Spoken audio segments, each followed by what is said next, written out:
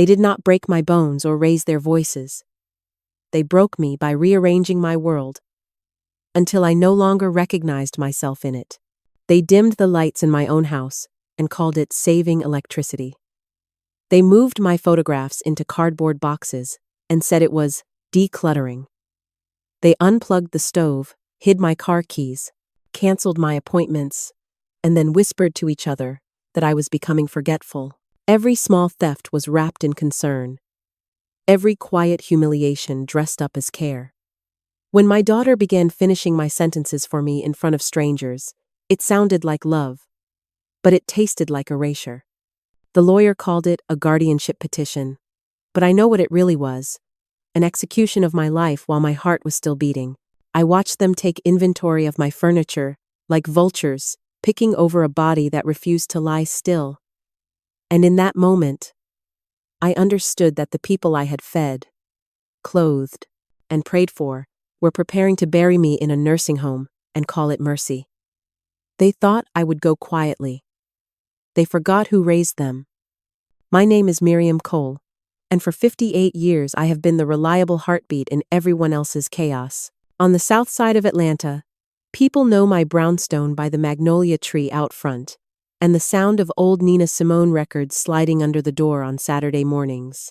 I bought this house with overtime shifts from the hospital, with calluses on my hands and prayers on my lips, back when my daughter was still small enough to sleep on my chest and curl her fingers into the coils of my hair. This house held every version of me. The young nurse who worked double shifts, the single mother who stretched rice and beans into feasts, the woman who hosted Bible study in the living room when the church doors felt too heavy to enter. The walls remembered my laughter, my arguments, the soft humming I did when I thought no one was listening. And now, the same walls were watching me be rewritten as a burden. It started with the pillbox. Tasha, my only child, brought it over in a little white bag one Sunday after church. She had on her professional voice, the one she used in court, smooth and persuasive. "Mama, it's just to help you stay organized," she said, setting the plastic box on my kitchen counter like a peace offering. "You said you almost forgot your blood pressure meds last week. This will make it easier." I remember the way she looked at me, her big dark eyes rounded with concern, the same eyes that used to light up at the sight of ice cream trucks and fireworks. I wanted to believe her, so I smiled and let her fill each tiny slot with colored pills, even though I already had a system that worked.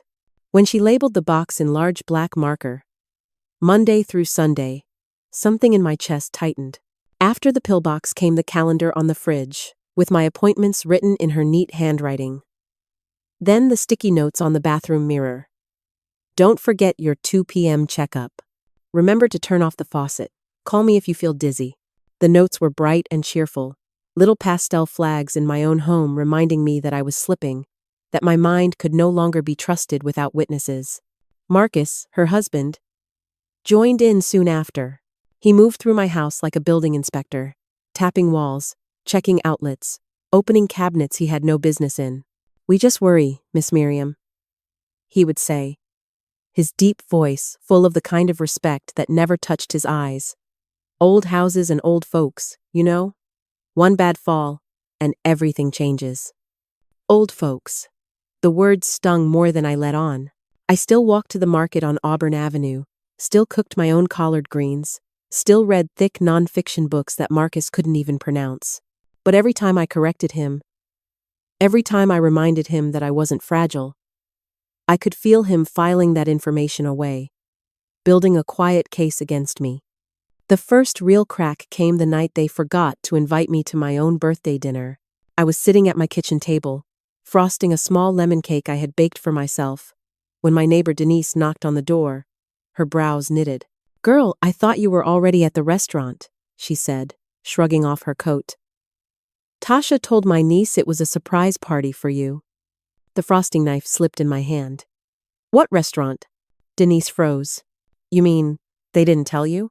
Later that night, long after Denise had left and the lemon cake sat untouched on the counter, I watched the pictures go up on social media.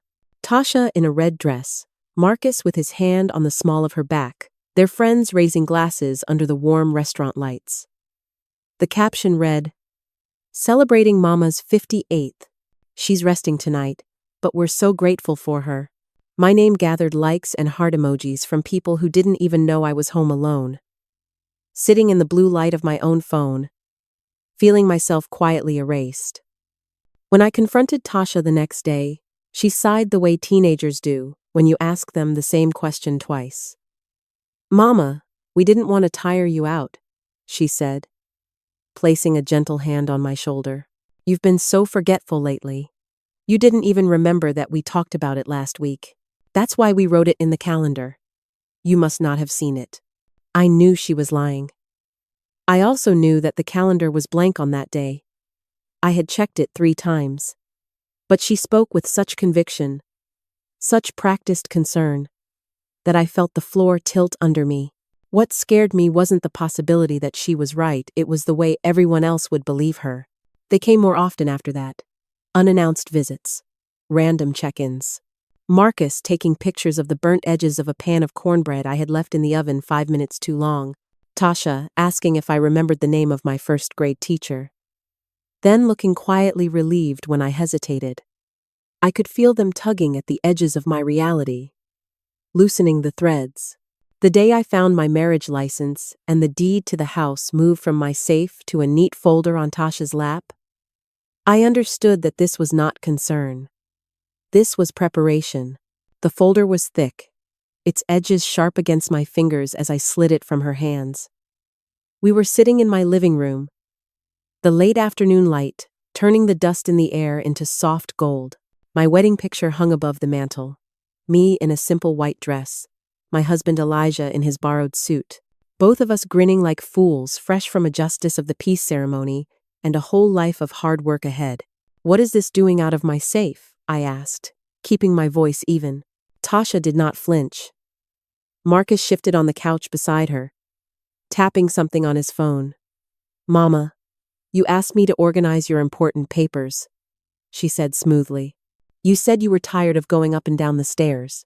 "I did no such thing," I replied. "And you know I don't trust anyone with this deed. But Jesus and the bank." Marcus chuckled as if I had made a joke. Tasha didn't smile. She reached into her purse and pulled out another document, placing it gently on top of the pile. "Mama, I need you to listen. We talked to a lawyer. He says the best thing for you and for us is to set up a guardianship. Just in case anything happens. You'd still live here for a while, but we'd make the decisions. It would protect you." My heart started pounding so hard I could hear it in my ears. Guardianship. A polite legal word that meant handing my life over in a manila envelope. "You think I can't make my own decisions?" I asked. Tasha's eyes shone with a wet, practiced sadness. "Mama, you left the front door open last week. Denise found it wide open when she came by. You burned a pot the other day. You called Marcus Elijah twice at dinner. We're just trying to keep you safe. Black women don't get second chances when something goes wrong. You taught me that." She was right about one thing. I had called Marcus by my late husband's name. Elijah had been gone 6 years now, and sometimes the sound of his laughter still echoed in the corners of this house.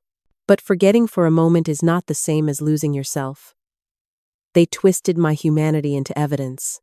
I thought of the neurologist they had pressured me into seeing last month, the tall white man with gentle eyes who made me draw clocks and list words backward. At the end of the session, he had smiled and told me I was within the normal range for my age. I remembered the way Marcus had looked disappointed. I wondered now what version of that evaluation they were holding in whatever folder their lawyer had. "I'm not signing anything," I said quietly. For the first time, Marcus's patience cracked. "Miss Miriam, this isn't you being reasonable," he said. "This is you being stubborn. You want to end up wandering into traffic? You want to burn this whole place down and take the neighbors with you?" "Tasha," I said, ignoring him, "if you loved me, you would hear me when I tell you I am still here." "Oh." Tasha's jaw tightened, a tiny movement that told me everything I needed to know. Love had a new definition now. Whatever fit into their paperwork. They left that evening with stiff hugs and forced smiles, promising to give me time to think. When the door closed behind them, I locked it, then slid down against the wood until I was sitting on the floor, knees pulled to my chest like a child. For the first time since Elijah's death, I let myself cry from a place deeper than grief, from that raw space where betrayal lives. But the thing about tears is they eventually dry. The thing about nurses is we are trained to function in crisis. By morning, I was done being afraid. I pulled out an old shoebox from the back of my closet, the one Elijah had labeled in his messy scrawl, just in case. Inside were neatly folded copies of documents we had drafted years ago, after one of my patients lost her house to her own son. Durable power of attorney, not to Tasha, but to my oldest friend, Denise. A living will, a transfer on death deed putting the house into a community trust we had started through the church, designated to become transitional housing for women leaving abusive relationships. Elijah had insisted. "This house will always be a refuge," he had said. "Even when we're gone." I had signed everything back then and tucked the box away, half believing we were being dramatic. Now those pages glowed like armor. I called Denise first. She answered on the second ring, her voice still rough with sleep. "Miriam? It's 7 in the morning. You okay?" "No," I said. "But I will be if you come over. Bring your reading glasses." She arrived 20 minutes later in sweatpants and a headscarf, clutching travel mugs of coffee. I laid out the documents on the kitchen table. As she read, her eyes narrowed. "Girl," she murmured, "you always did like to be 3 steps ahead. These are airtight. I need you to actually be willing to use them." I said. "Tasha and Marcus are trying to put me under guardianship. I want to register all this officially before they get to the courthouse." Denise's face hardened, the way it did whenever one of her students at the high school got suspended for something they didn't do. "Say less. I got a cousin down at the county clerk's office. We'll get this filed faster than they can spell your last name." I spent the rest of the day making calls. To the neurologist, requesting a copy of my evaluation. To Pastor James, who had a law degree he rarely talked about, but kept sharp like an old blade. To the community legal clinic I had once donated to out of my small savings. Each conversation layered another thread of protection around me. That evening, as the sky turned lavender over the magnolia tree, I sat at my dining room table and opened a fresh notebook. On the first page, in bold letters, I wrote, "I am not crazy." Underneath, I listed dates, times, and details of every incident, from the pillbox to the missing birthday, from the moved documents to the unscheduled home inspections. I wrote down exact phrases Tasha and Marcus had used, the way their eyes had shifted that day in the lawyer's office. I wrote until my hand cramped and the words blurred, until the narrative they had tried to spin around me lay exposed under the unforgiving clarity of ink. By the time I closed the notebook, I was no longer just a mother fighting for her pride. I was a Black woman who had spent a lifetime navigating systems designed to swallow people like me whole. I had learned the hard way that no one fights for us if we do not first decide to fight for ourselves. They thought I was losing my mind. What they didn't know was that I had never been more awake. The papers came on a Thursday, folded in a cream envelope that looked harmless sitting among the utility bills and grocery coupons. The return address said, Fulton County Probate Court. My fingers shook a little as I slid it open with the butter knife. There it was, in black ink and legal phrases. A petition for guardianship over the person and estate of Miriam Louise Cole, on the grounds of demonstrated cognitive decline and inability to safely manage daily life. Tasha's signature was on the last page. Marcus's affidavit was attached, describing me as confused, increasingly paranoid, and prone to forgetting basic tasks. My chest burned as I read the lies, each one a small assassination of the woman I knew myself to be. By the time I reached the hearing date 2 weeks away, my hurt had cooled into something tighter, more focused. 2 weeks was plenty of time. The days that followed were strangely calm. Tasha called every other day, asking in a syrupy voice how I was feeling, whether I needed anything. I answered politely, never bringing up the petition. Instead, I documented. I noted how many times she reminded me of conversations that never happened, how often Marcus spoke about downsizing as if it were already decided. I noticed the way they now looked past me when we spoke, as if addressing a future version of me who was already sedated. One night, unable to sleep, I opened my laptop and, with Denise's help, found something that made my breath catch: a real estate listing for a charming, historic brownstone in up-and-coming neighborhood, listed as pending court approval of sale. The pictures were unmistakable. My magnolia tree, my living room, my kitchen, staged with neutral bowls of artificial fruit, as if I had already been erased. Under contact, the agent's name was followed by owners, T and M Shepherd. I printed the listing and laid it on the table next to the guardianship petition. The betrayal sat there in 12-point font, tidy and undeniable. They were not just preparing to manage my life, they were preparing to sell it. The morning of the hearing dawned crisp and clear, the air carrying a hint of autumn. I dressed in the navy blue dress Elijah had always loved, the one with tiny pearl buttons down the front.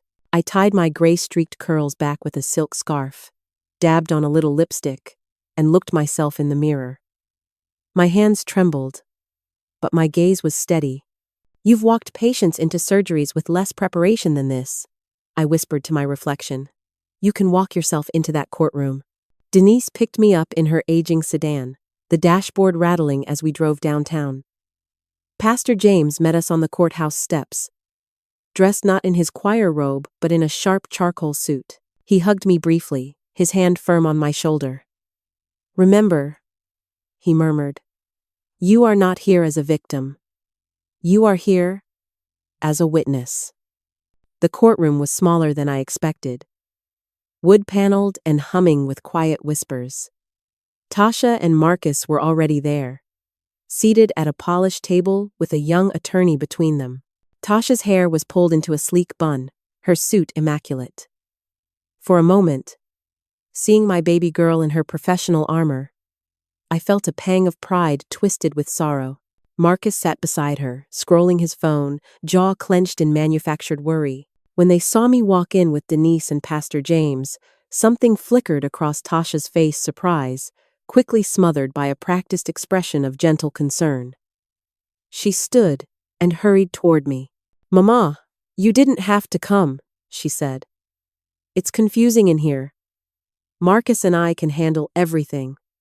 "I know how to sit in a chair and tell the truth," I replied. "I've been doing it longer than you've been alive." Her lips pressed into a thin line. She returned to her table without offering to help me to my seat. The judge entered, an older black woman with salt and pepper hair and eyes that had seen every variation of family drama the city could produce. As everyone rose, I felt a strange calm settle over me. Another black woman sat at the center of the room where my future was being debated. That didn't guarantee justice, but it meant someone in power might understand the language written between the lines. The petitioner's attorney spoke first, his voice smooth. He painted a picture of a loving daughter trying to protect her declining mother, emphasizing my age, my alleged forgetfulness, the supposed safety risks of my old home. Tasha dabbed at her eyes at the right moments. Marcus nodded solemnly. I listened as my life was reduced to bullet points in someone else's story. When it was Pastor James's turn, he stood slowly, unfolding his tall frame with deliberate care. "Your Honor," he said, his voice low but steady, "we do not dispute that aging brings challenges. We do, however, dispute this story." He submitted the neurologist's full report, the original, unedited version, stating clearly that I was cognitively sound. He submitted copies of the legal documents Elijah and I had prepared years ago.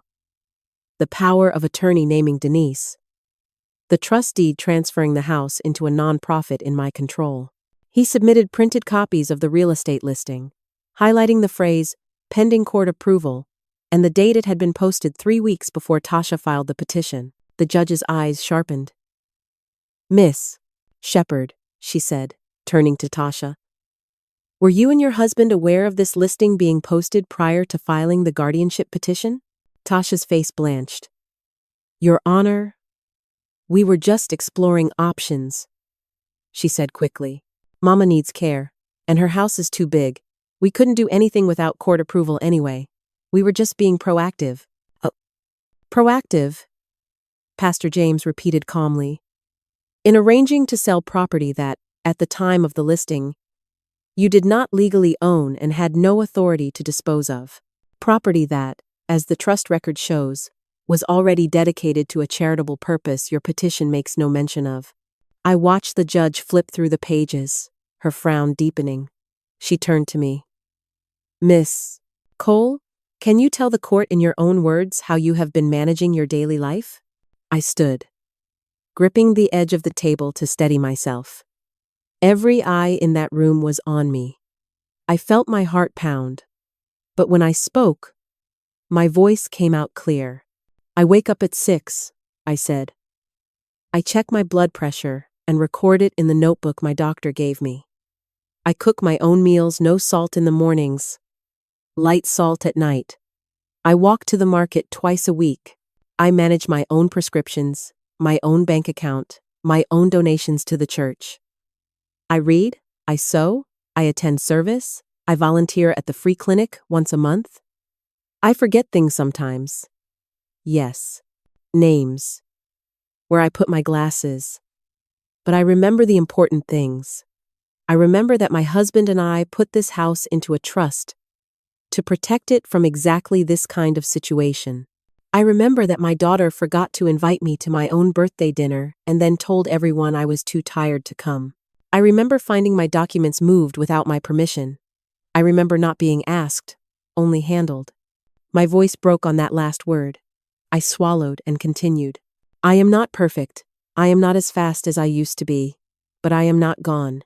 And I deserve to be treated as present until God, not a court, decides otherwise. The room was silent when I finished. The judge looked at me for a long moment, then at Tasha, whose composure was now visibly cracking. Marcus stared straight ahead. His jaw clenched so tight I thought it might shatter. After a brief recess, the judge returned with her decision. Her words were careful, measured, but to me they sounded like deliverance. Petition denied. No guardianship. Instead, she recommended mediation and warned Tasha and Marcus that any further attempts to interfere with the trust or misrepresent my mental state could result in legal consequences. Then she did something I didn't expect. She leaned forward slightly and addressed my daughter directly. Miss Shepherd, she said, there is a difference between caring for an elder and colonizing their life. You would do well to learn it before you find yourself back in this courtroom under very different circumstances. Tasha nodded stiffly, eyes glistening. But the tears that slid down her cheeks as we filed out were not the same as mine. Mine were cleansing. Hers, I suspected, were for the loss of an inheritance she had already spent in her mind. Behind us, Tasha called my name once, her voice thin against the traffic. I did not turn. The pillbox stayed, but in the cabinet I chose. We circled a date in red ink. This house would become what we promised. A place where women could sleep without someone standing over their shoulder, deciding what they were allowed to remember. At night, when the city hums low outside my window, I think about how easily concern can become a cage. They almost turned my life into a diagnosis and a down payment. If you carry anything from my story, let it be this. Protecting your dignity is not madness. It is proof that you are still alive. You are allowed to say no. You are allowed to draw a line, even across blood, and keep your soul on your side of it. If my story brushed against a quiet bruise in you, stay with me a little longer. Like this video so it reaches someone standing on their own edge. Share it with the friend who keeps doubting her right to feel safe. Subscribe if you want more stories told in a voice that shakes but stands. And in the comments, tell me, when did you finally decide that your life still belongs to you?